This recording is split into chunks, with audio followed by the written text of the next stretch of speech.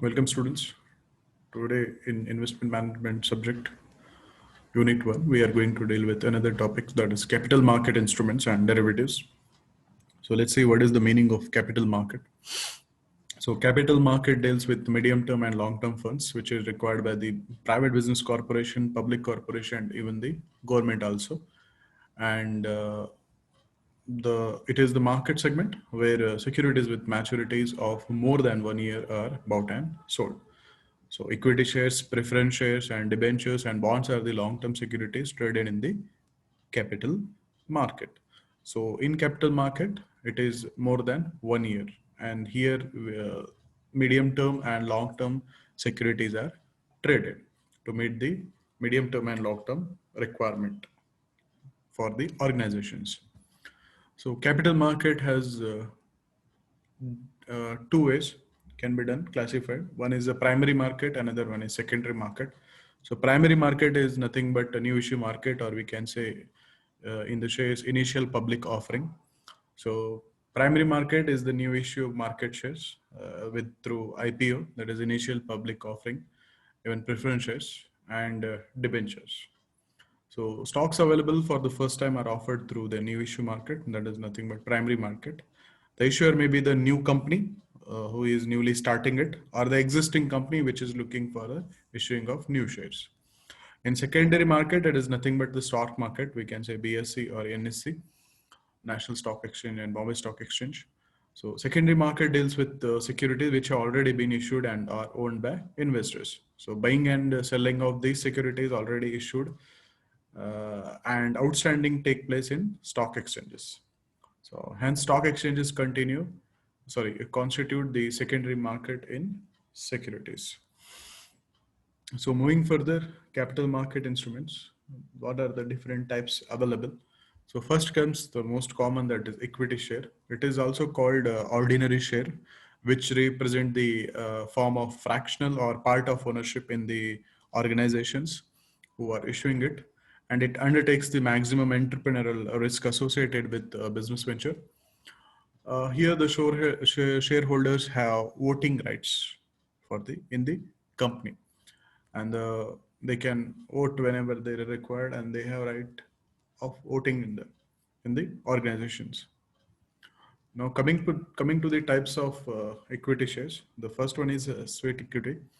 So this is issued to the directors or employees at a discount or a consideration other than the cash, and they offer it for providing their know-how or making available rights in nature of intellectual property rights or value additions by whatever name called.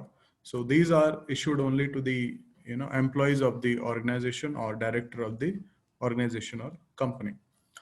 Second is non-voting shares. So these type of shares are equity shares which doesn't carry any voting rights. Now coming to the third one, that is right shares. So these shares are offered to the existing shareholders at a price by the company.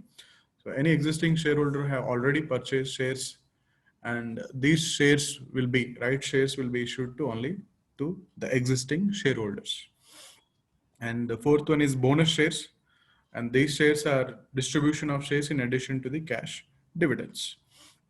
So it is issued in as a part of a bonus shares to the existing shareholders. So as a part of dividend. Now coming to the next one is, that is a preference stock. Preference shares also we call. So these are the shares, company stocks with the dividends that are paid out to shareholders before common stock dividends are issued. So they will get the dividend before common stocks investors gets, or you can say before equity shares dividend. So preference share dividend will be issued. If the company enters bankruptcy, liquidation we call, or anything happens, preferred stockholders are entitled to be paid from company's assets before common stockholders. So most preference shares have a fixed dividend, while common stocks generally do not have. So preferred stock shareholders also typically do not hold any voting rights, but common shareholders usually do. So that is the difference. Here the interest rate is fixed, so dividend rate is fixed. But in equity, dividend rate is not fixed. Equity, you have voting right, but in preference, you don't have voting rights. but the any liquidation, bankruptcy, anything happens, so preferred are entitled before than equity shareholders. Now, in this, the first type of preferred stock is cumulative preference shares. So the cumulative preference shares are nothing but you can say cumulative of total of all unpaid preferred dividends must be paid before dividends are paid on the common equity. If any outstanding unpaid dividends are there, so that will be cumulated and they will be paid before the equity shareholders. Non-cumulative shares, just opposite to the cumulative, the dividend does not accumulate to the next year or it will not be accumulated or gathered. Convertible preference shares, so these are specified specific type of preference shares. After a specified period of time, these shares will be converted into equity shares. So that's the reason they are called convertible preference shares. Redeemable preference shares, our company issues them to shareholders and later redeems them. They will tell the particular period of the time and the later date, the company will buy back these preference shares. Irredeemable preference shares, so these will not be redeemed after certain period of time. There will no any date decided, and this can be redeemed only at the time of liquidation of the company. So these shares do not have any incorporated clause with respect to their redemption and does not carry, or you can say can't be bought back at the choice of the issuing company. But in the case of redeemable preference shares, the company can buy back. So moving further, we will see the another type of capital market instrument, that is debenture.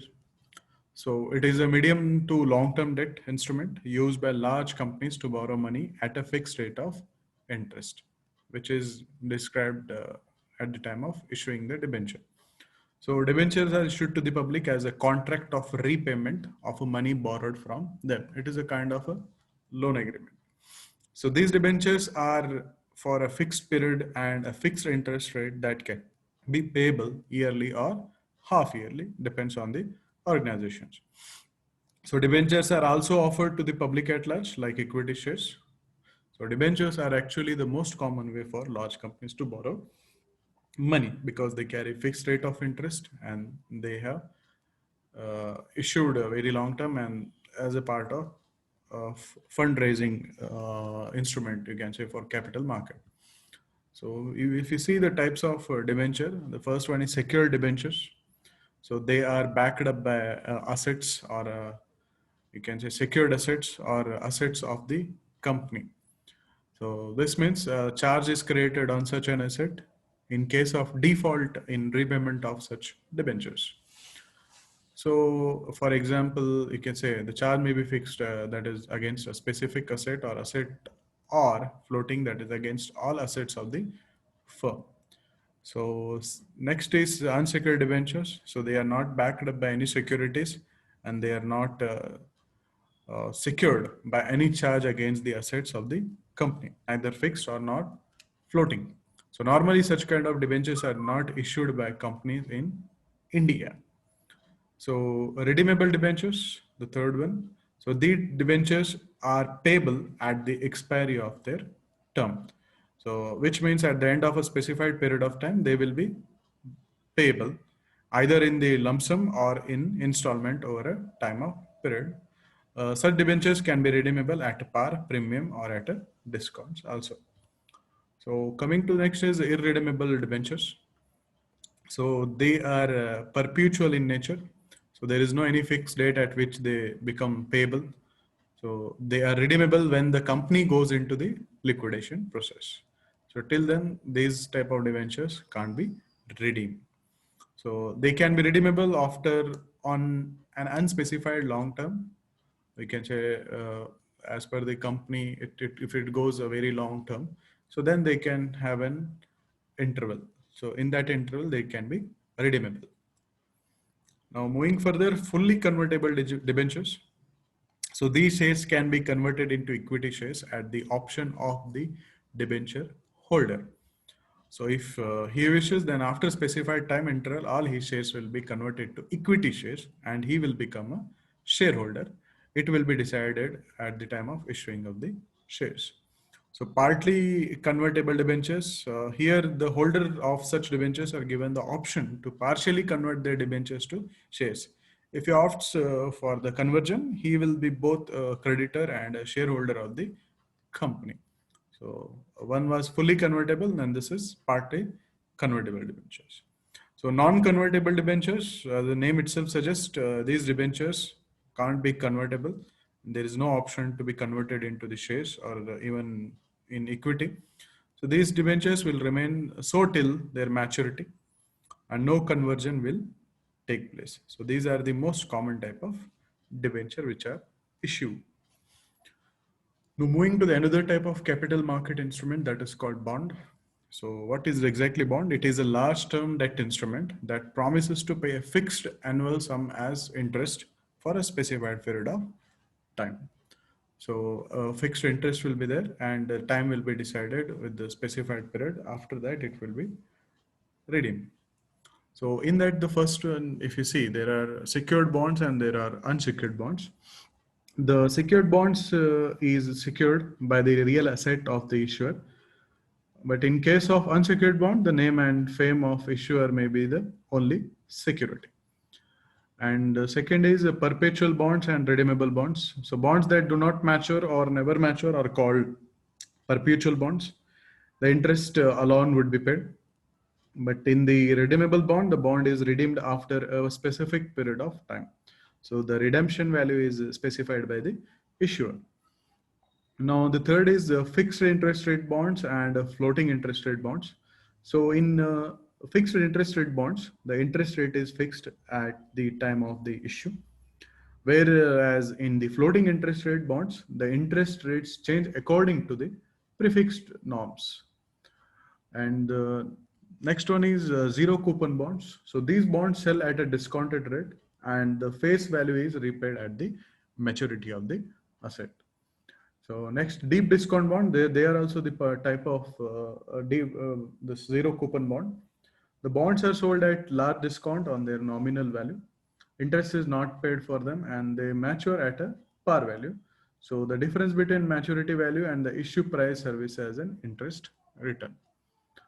Next, capital index bonds. In the capital index bonds, the principal amount of the bond is adjusted for inflation for everywhere. So inflation, according to the inflation rate changes with the WPI movements. So according to that, the interest rate changes.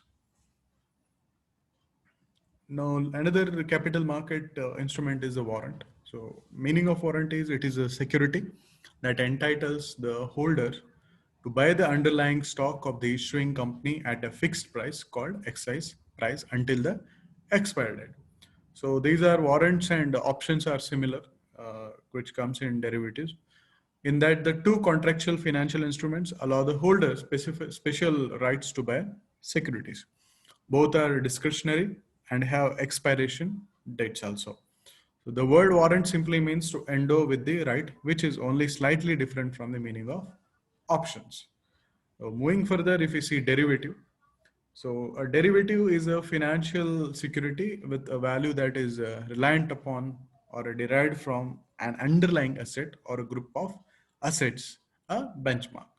The derivative itself is a contract between two or more parties, and the derivative derives its price from fluctuation in the underlying the assets. So here the stocks are traded, bonds are traded, commodities are traded, currencies are traded, interest rates are traded, and market indexes are also traded in the derivative market. So these assets are commonly purchased through brokerages.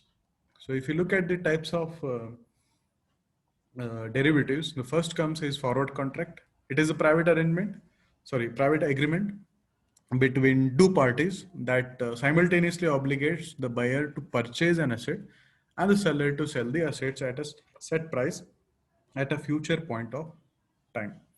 So both the parties will get into the contract agreement, and this is a private agreement between the parties. So buyer to purchase an asset and seller to sell the asset. So price will be set at a future point of time. Next is a future contract. It is a legal agreement to buy or sell a particular commodity asset or a security at a predetermined price. So here the price will be predetermined at a specified time in the future. The future contracts are standardized for quality and quantity to facilitate trading on a futures exchange. The next is option contracts. So we have already dealt with warrant, and this is similar to the warrant. It is an agreement between a buyer and seller that gives the purchaser of the option the right to buy or sell a particular asset at a later date at an agreed upon price. So price and date will be agreed earlier itself. Options contracts are often used in securities, commodities, and real estate transactions. Now coming to the swaps. So swap is a derivative contract through which two parties exchange the cash flow or a liability from two different financial instruments. So most swaps involve cash flow based on a notional principal amount, such as a loan or a bond, although the instrument can be almost anything. Even we can find interest rate swaps where fixed interest will be changed to the floating interest rates. So we will end today's topic. So thank you.